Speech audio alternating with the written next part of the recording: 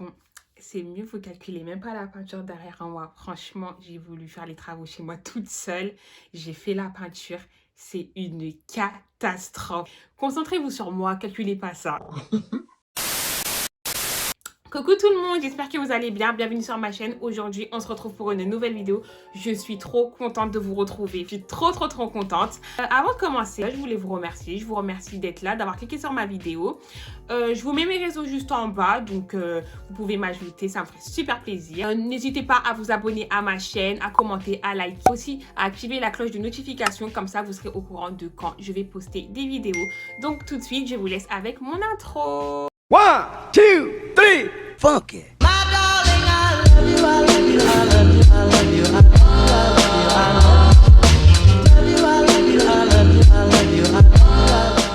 Alors, là, je suis dans un mood où j'ai trop envie de raconter ma vie. J'ai envie de parler des BTS. J'ai envie de parler. Voilà, il faut que je vous raconte ma vie. Et du coup, ce sera des story time. Ce sera 3 story time de péripéties qui m'est déjà arrivé dans les transports en commun. Alors, petite parenthèse. Alors, il faut savoir que moi, j'habite en banlieue parisienne, dans une campagne bien paumée. Bref, mais je travaille à Paris. Donc, du lundi au vendredi, ben, en fait, je dois prendre les transports en commun. Peut-être qu'ils vont se demander, mais pourquoi je prends pas ma voiture? Parce que bon, aller en voiture à Paris, c'est pas intéressant. Me taper 2 heures aller, 2 heures le retour avec les embouteillages, payer le carburant, enfin, chercher une place, enfin bref, c'est toute une histoire. Tandis qu'en transport, peut-être que des fois, il y a des problèmes de train, mais je mets 45 minutes, voire 50 minutes maximum pour aller à mon travail. Donc, c'est largement mieux. Ma première histoire. Et les gars, cette histoire-là, je l'ai racontée sur Snap. Les gens, ils étaient choqués. Bref. Alors, comme je vous ai dit, je travaillais sur Paris. Donc, j'avais fini le travail. Il était 18h, 18h30. Je vais à la gare pour prendre mon train. J'attends sur le quai. Il y avait quand même du monde et tout. Le train, il arrive. Et quand je rentre dans le train, dans le wagon de gauche, en fait, il y avait quand même du monde. Enfin, les places, elles étaient toutes prises. Mais dans le wagon de droite, il y avait quand même des places. Et moi, ça me choquait parce que je me suis dit, d'habitude, à ces heures-là, enfin, voilà, quoi. Il n'y a pas de place, enfin, voilà. Donc là, j'étais super contente. Je me suis dit, ah ouais, et tout, j'ai bien me calmer. Parce qu'il faut aussi savoir qu'il y a 4 stations avant d'arriver chez moi. Donc, faut être assise. Bref. Donc, je suis super contente. Je vais dans le wagon. Il y a peut-être allé 3-4 personnes. Et il y a un monsieur. Bon, retenez bien. Je trouve une place, je me mets à côté de la fenêtre, donc je suis super bien, enfin bien calée et tout. Et c'est pas le monsieur, il est un peu plus loin et il me fixait. Bon, je me dis, vas-y Gloria, ne le calcule pas, enfin voilà quoi, enfin bref. Donc je mets ma musique et tout, et je regarde mon téléphone et tout, mais il continue à me fixer, enfin voilà, vous savez quand vous sentez qu'il y a quelqu'un qui vous regarde, enfin bref. Je calcule toujours pas, et au bout de 10 minutes, le monsieur, enfin il devait avoir la quarantaine, hein, il se lève et il se met face à moi. Je me dis, putain, enfin, à tous les coups, il va venir me parler et tout. Voilà, j'ai pas trop envie qu'il vienne me parler. Bon, là, je me dis, vas-y, Gloria, tu sais quoi? Ne calcule toujours pas, ne le regarde pas. Et il va partir. Erreur de ma part. Au bout de 5 minutes et tout, le mec, d'un coup, je vois quoi? Il veut mettre sa main sur ma cuisse. Et moi, je sursaute. J'enlève mes écouteurs, je lui dis, hey, tu veux quoi? Et il me dit, ah non, pardon, excusez-moi, mademoiselle, et tout, je voulais pas vous faire peur et tout. je lui dis, ok. Et il me dit, oui, En fait, et tout, depuis tout à l'heure, je vous parle, mais voilà quoi, enfin, vous m'entendiez pas, donc voilà, je voulais vous interpeller. je lui dis, d'accord, ok, bon, bah, comment, tu veux quoi? Et il me dit, Oui, en fait, et tout, je vais pas être long et tout, en fait, je vous trouve super charmante. je lui dis merci, enfin voilà quoi, je lui dis merci et tout. Et j'ai envie de remettre mes écouteurs. Et là, il dit non. Non, non, non, attendez juste 2 secondes et tout. En fait, j'avais une demande à vous faire et tout. Bon, dans ma tête, je me dis peut-être qu'il veut des sous, enfin, je sais pas, à l'heure, ou je sais pas moi. Et là, il se met un peu à chuchoter.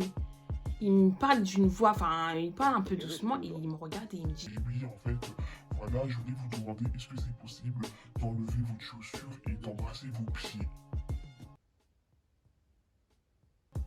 moi, je suis là, je comprends pas trop. Je me dis, attends, c'est une blague, il veut quoi? Enfin, non, c'est pas possible. Et je le regarde et je lui dis, pardon? Et il me redit encore, oui. Oui, en fait, voilà, ça va être rapide et tout, s'il vous plaît, est-ce que c'est possible et tout de voir vos pieds, de les embrasser? Tout. Je lui dis, bah non. Et il me dit pourquoi? Je lui dis mais parce que j'ai pas envie, enfin, il n'y a pas à m'expliquer en fait. Je vais pas te donner mon pied, tu vas les embrasser, enfin, c'est comment? Et il me dit oui et tout. Voilà, s'il vous plaît et tout, je vais pas et tout. Enfin, il insiste en fait et je lui dis non, je veux pas, j'ai pas envie. Et là en fait, je mets mes écouteurs de manière à ce qu'on coupe la conversation parce que je te dis non mais tu comprends pas. Bref, donc je mets mes écouteurs et tout et je me dis vas-y Gloria, ne le calcule pas, ne regarde plus. Et là, en fait, ce que j'aurais dû faire, c'est quoi? C'est de changer de place. Mais moi, je ne voulais pas changer de place. Je me suis dit, non, c'est moi qui étais là en première. Voilà quoi, c'est lui qui s'est incrusté, c'est lui qui part. Deuxième erreur de ma part. Donc, voilà, je suis là. Je me dis, vas-y, je le calcule pas, je le regarde pas.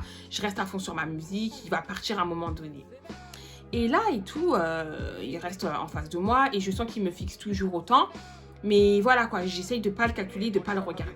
5 minutes après, je vois que sa jambe, elle vibre en fait. Elle vibre et tout. Je me dis, mais qu'est-ce qu'il est en train de faire? Enfin bon, Gloria, ne le calcule pas. Parce qu'après, voilà quoi, il va penser en fait que tu veux parler avec lui, donc ne le calcule pas. De plus en plus, en fait, je sens que sa jambe, elle vibre vraiment. Enfin, ses cuisses, elles vibrent vraiment. Je me dis, mais qu'est-ce qui se passe? Je le regarde et là, je vous promets que le mec, il était en train de faire le chien.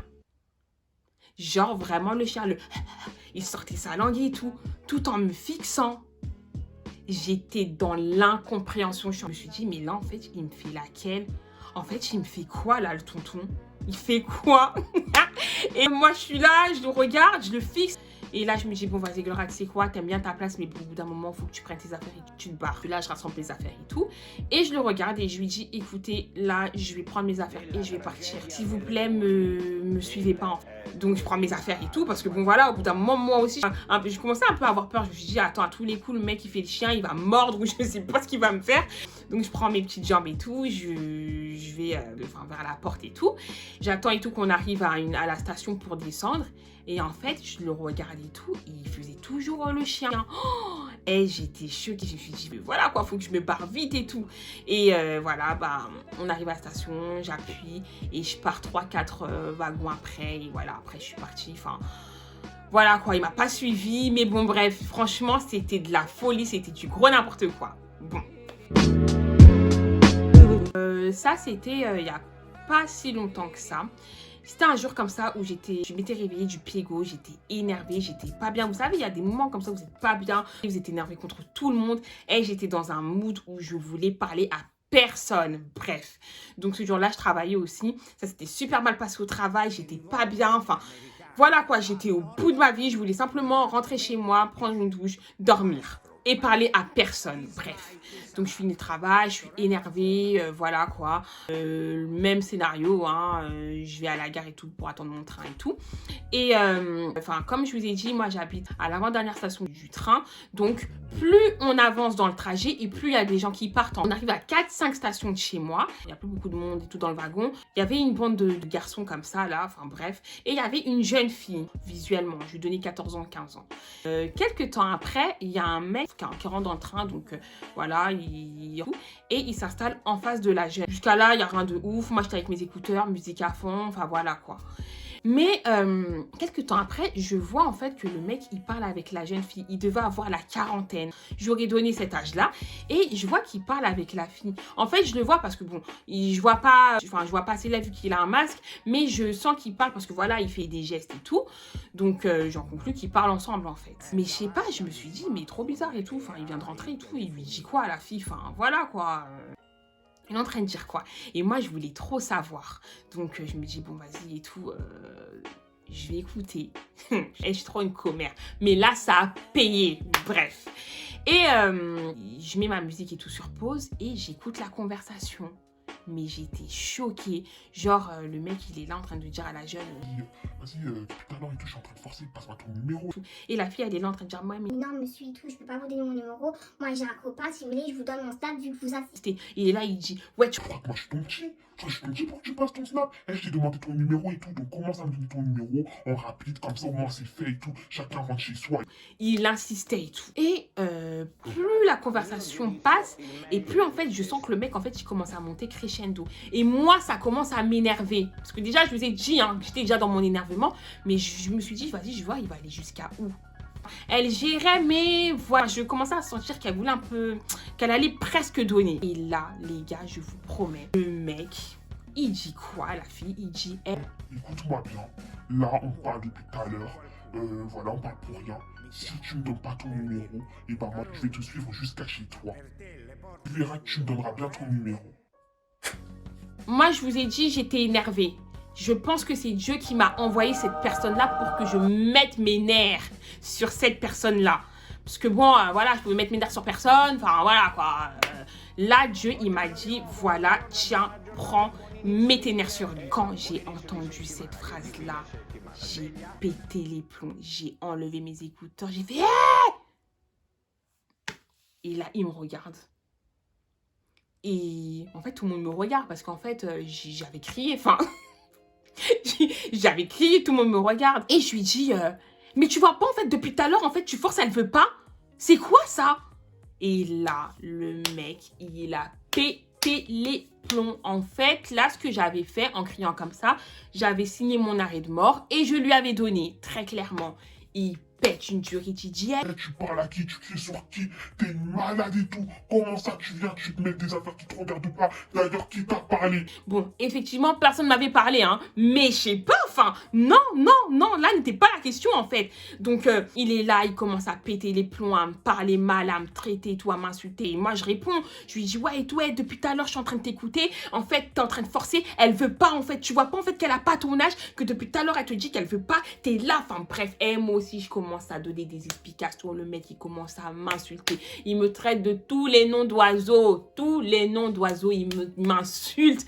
Et il me traite de tous les noms. Voilà quoi, donc là, on est en train de s'insulter. Enfin, moi, très clairement, je vais pas mentir, je l'ai insulté aussi. Et vous savez, les gars là dont je vous ai parlé, eux, rien du tout, hein, ils étaient là. En train de regarder comme ça. Ils commencent à me dire, ouais. Toi, de toute façon, c'est pas tes affaires et tout. Comment ça va encore ta bouche et tout? Tu vas voir, je vais me lever, je vais te frapper. Et tout. Et moi, j'avais la bouche. Et je sais pas pourquoi j'avais la bouche. En fait, j'avais la bouche parce que j'étais vénère. J'attendais de déverser ma haine sur quelqu'un. Et c'était lui. Donc, je lui dis, vas-y, viens. Là, quand j'y repense, je me dis, mais j'étais vraiment folle. Le mec, il faisait 2 mètres. Moi, je suis avec mon 1m58. J'allais me faire démarrer. Mais bon, bref, je lui montre que j'ai pas peur parce qu'au bout d'un moment, voilà, je le dis en mode je rigole, mais la petite, en fait, elle commençait à pleurer, elle était mal et tout. Et elle aussi, elle essayait aussi d'en placer une, mais elle n'arrivait pas parce qu'en fait, tout le monde criait. Et lui, il était en train de dire à la petite, hey, vas-y, ferme ta bouche, reste sur le côté, j'ai pas fini avec toi. Il me dit, ah ouais, tu veux faire la meuf et tout, bah tu sais quoi, on va descendre et on va voir qui est qui. Moi, quand il m'a sorti ça, là, ça m'a remis les idées en place. Parce que là, comme c'est là, il m'a menacé. Là, je me suis dit, Gloria, je pense que t'es allée un peu trop loin. T'es allée un peu trop loin. Il va te tuer. Voilà, t'habites dans une campagne, t'habites toute seule. Voilà quoi, personne va chercher ton corps, très clairement. Donc moi, je lui montre que j'ai pas peur. Je lui dis, bah vas-y, si tu veux, on descend, il n'y a pas de problème. Alors que j'avais super peur. Et là, encore une fois, Dieu a fait quelque chose. Le téléphone du mec sonne. Il répond. Ouais, allô? Ouais, là, je suis dans le RER et tout, là. Je suis avec 2 petites connes. Ouais, vas-y, j'arrive et tout, j'arrive. Et là, il me dit quoi? Il me dit, ouais, T'as de la chance et tout, il y a mon pote et tout, qui m'attend et tout, parce que je t'aurais défoncé et tout. De toute façon, je sais quel RER tu prends. Tu vas voir la prochaine fois si je te vois et tout ce que je vais te faire et tout. c'est tout. Et je lui dis, vas-y, c'est bon. Descends, t'es en train de fatiguer tout le monde, on en a marre. On est dans le train, on est en train de rentrer chez nous, on en a marre, merde. Bref, et en fait, moi, j'en ai conclu, genre, qu'en fait, il avait tellement honte parce que je l'avais tellement incendié qu'en fait, il a eu honte. Donc, il était là, ouais, t'as de la chance. Et en même temps qu'il parle au téléphone, il se lève et tout pour aller vers la sortie, enfin, vers la porte. Ouais, t'as de la chance et tout, je dois descendre et tout. Mais attends, t'inquiète pas tout. Ouais, attends 2 secondes. Hein. Mais attends, t'inquiète pas et tout. La prochaine fois que je te ferai assumer et tout. Genre, parce que j'ai faire du sale, je lui dis, vas-y, c'est bon, descends, c'est bon. Tu me fatigues, descends. J'étais vénère. Et là, je vous raconte en vite fait parce que bon, voilà, j'ai oublié les termes, mais je me souviens, j'ai tout déversé sur lui. Ça m'avait fait tellement de bien parce que j'avais une haine et voilà quoi, j'ai mis ma haine sur lui. Bref, il est là, il descend du train, la porte elle se ferme. Le truc qu'il nous fait, c'est nous faire des doigts d'honneur. Voilà. Et quand les portes elles se ferment, la jeune fille elle vient et tout, elle était en pleurs, elle vient vers moi et tout, elle me remercie, elle me dit franchement merci. Problème, et je lui donne un mouchoir, je lui demande de m'expliquer tout le début. Et en fait, elle m'expliquait qu'en gros, que le mec, dès qu'il est rentré, il lui a dit cache, écoute, moi j'ai pas ton temps, passe-moi ton numéro et puis voilà.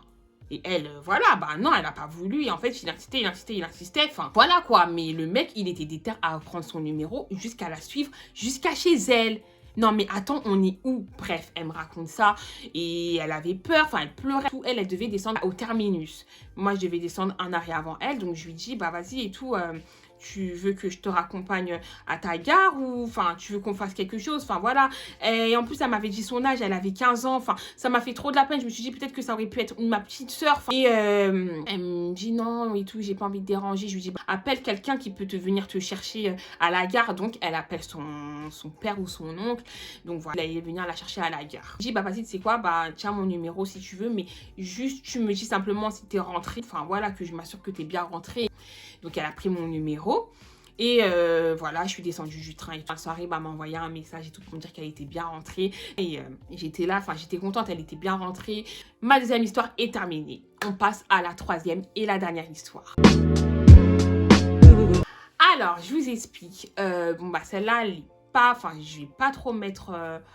je vais pas mettre trop d'humour dedans parce que bon voilà, c'était pas une situation super drôle. En fait, je vous explique, cette histoire-là, elle s'est passée quand j'avais 13 ans. J'avais 13 ans, ouais, je venais d'avoir 13 ans ou soit j'avais 14 ans. Moi, elle m'a appris à prendre les transports super tôt.